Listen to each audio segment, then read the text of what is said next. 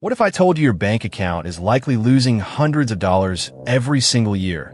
Not to hackers or bad investments, but to tiny, almost invisible fees. Most Americans are completely unaware of these silent drains, allowing their hard-earned money to disappear into thin air. We're talking about charges that can add up to $500, $600, even $1,000 annually without you ever noticing a single large deduction. It's like having a slow leak in your financial bucket, and it's time to plug it. Today, we're uncovering 7 of these hidden fees, showing you exactly how they work, how much they cost, and most importantly, how to avoid them. Stick around, because the last fee we discuss is one of the sneakiest and often goes completely unnoticed until it's too late. First up, the monthly maintenance fee. This is a recurring charge, typically ranging from $5 to $15, that banks levy just for the privilege of having an account. While it might seem small, $10 a month is $120 a year gone. Many people ignore this because it's a small line item, but it compounds. Here's a common scenario. You open an account, meet the initial requirements, then your balance dips below the minimum, or you stop using your debit card a certain number of times. Boom, fee. For example, Chase's total checking account charges a $12 monthly fee if you don't maintain a $5,000 daily balance, receive $500 in direct deposits, or have an average daily balance of $5,000 across linked accounts. The good news? Most banks offer waivers for these fees. We'll explore exactly how to qualify for these waivers in the next section. Next, let's talk about ATM fees, a double whammy for your wallet. When you use an out-of-network ATM, you typically get charged twice, once by the ATM owner and again by your own bank. These fees usually range from $2.50 to $5 per transaction. Imagine needing cash on a road trip, hitting an out-of-network ATM 4 times in a month. That's potentially $20 to $40 gone, just for accessing your own money. Over a year, this could easily cost you $240 to $480. A common mistake is thinking you only pay one fee. Wrong. Many people don't realize their own bank is also charging them. To avoid this, always use your bank's ATMs or partner ATMs. Many online banks, like Ally or Charles Schwab, even reimburse all ATM fees, making them excellent choices for frequent travelers or those without local branches. We'll discuss more strategies for fee-free banking shortly. Overdraft fees are arguably the most notorious of all bank charges, and they can be brutal. This fee, often around $30 to $35 per transaction, kicks in when you spend more money than you have in your account. The real sting comes when multiple transactions hit your account in quick succession. For example, if you overdraw by $10 and then make 3 more small purchases before realizing your mistake, you could face $120 to $140 in fees for a total overdraw of just a few dollars. Here's what happens if you don't pay attention. I once saw a friend rack up $210 in overdraft fees in a single weekend because 5 small coffee purchases hit his account while his balance was negative. Banks use to reorder transactions from largest to smallest to maximize these fees, though regulations have curbed some of that. Still, opting out of overdraft protection for debit card transactions is a crucial step, which we'll cover in detail. Traveling abroad? Beware of foreign transaction fees. These charges, typically 1% to 3% of every purchase, apply when you use your debit or credit card in a foreign currency, or sometimes even when making an online purchase from an international vendor. While 3% might not sound like much if you spend $2,000 on a vacation, that's $60 in extra fees. For someone who travels frequently or makes many international online purchases, this can easily add up to hundreds of dollars annually. For example, if you spend $5,000 a year on international transactions, a 3% fee means $150 gone. A common myth is that only credit cards have these fees. Nope, many debit cards carry them too. The solution? Get a travel-friendly credit card or a debit card from a bank like Charles Schwab that specifically waives these fees. This leads us to our next point, how to choose the right accounts. The account dormancy fee is a truly sneaky one, often catching people by surprise.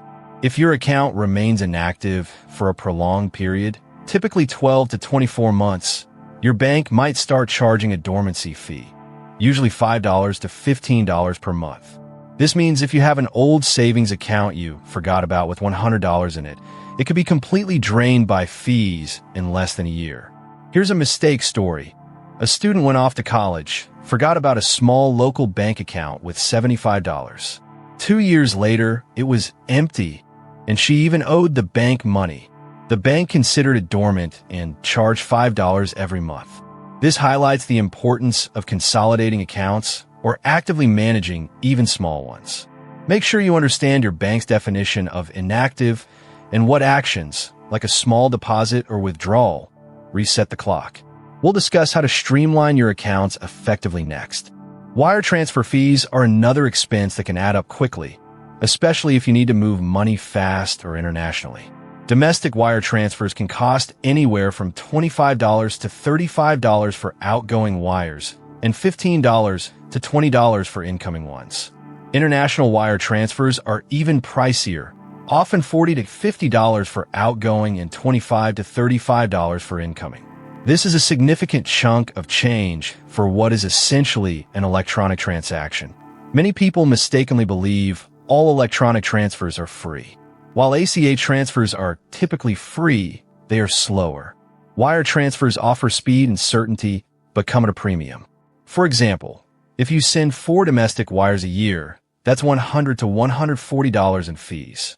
Always explore alternatives like Zelle, Venmo, or even simple ACH transfers for non-urgent transactions. We'll outline how to pick the right transfer method to save money. Believe it or not, some banks still charge for paper statements. In an age where digital is king, receiving a physical statement in the mail can cost you $2 to $5 per month.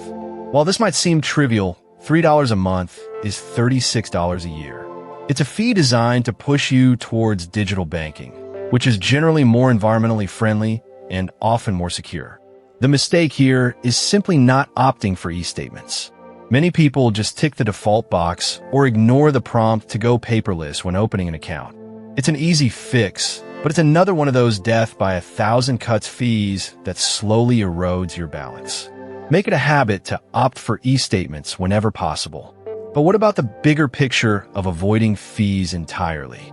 That's what we'll tackle in the next section. So, how do you actually avoid these fees? For monthly maintenance fees, the most common waivers involve maintaining a minimum daily balance, setting up direct deposits totaling a certain amount, or having a minimum number of debit card transactions.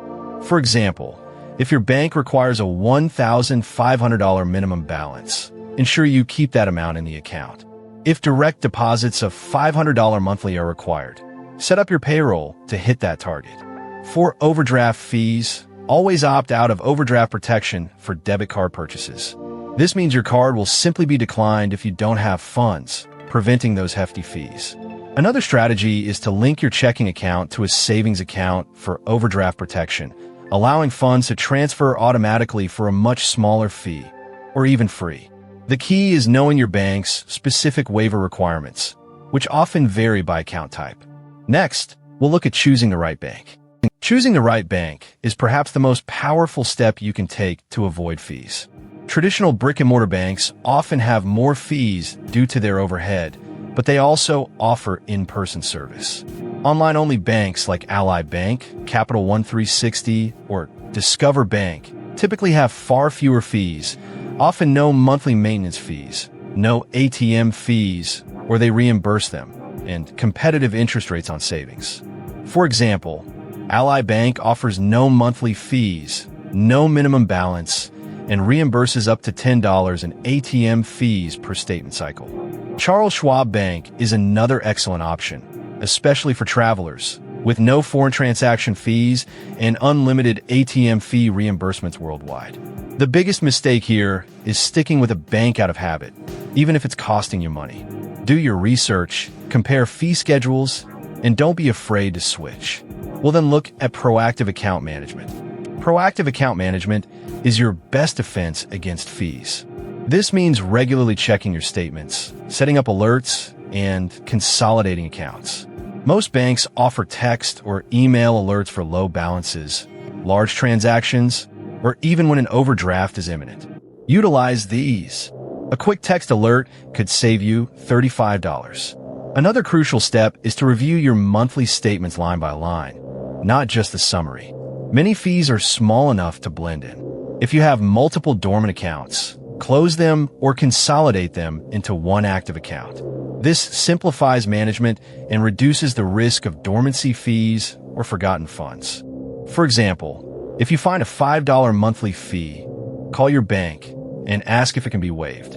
Often, if you're a good customer, they will. Understanding your financial habits is key, and next, we'll debunk a common banking myth. Let's debunk a common myth. All banks are essentially the same, so it doesn't matter where I bank. This couldn't be further from the truth. While many banks offer similar core services, their fee structures, customer service, and digital offerings can vary wildly. Some banks are notorious for nickel-and-diming customers, while others pride themselves on being fee-free. For instance, a local credit union might offer incredibly low or no fees because they are member-owned, while a large national bank might have more complex fee schedules. The mistake here is complacency. Believing all banks are equal means you're likely leaving money on the table, or worse, consistently paying unnecessary fees. Taking the time to research and choose a bank that aligns with your financial habits and goals can save you hundreds, even thousands, over your lifetime. But what's the ultimate takeaway from all this? The single biggest takeaway is this: bank fees are not an unavoidable cost of doing business. With awareness and proactive steps, you can eliminate most, if not all, of these silent drains on your bank account. By understanding the common fees, knowing how to qualify for waivers, choosing the right bank, and actively managing your accounts, you can keep hundreds of dollars in your pocket every year. Don't let your money disappear quietly. Take control, stay informed, and make your money work for you, not against you. If you found this video helpful, please consider subscribing for more essential personal finance tips for beginners.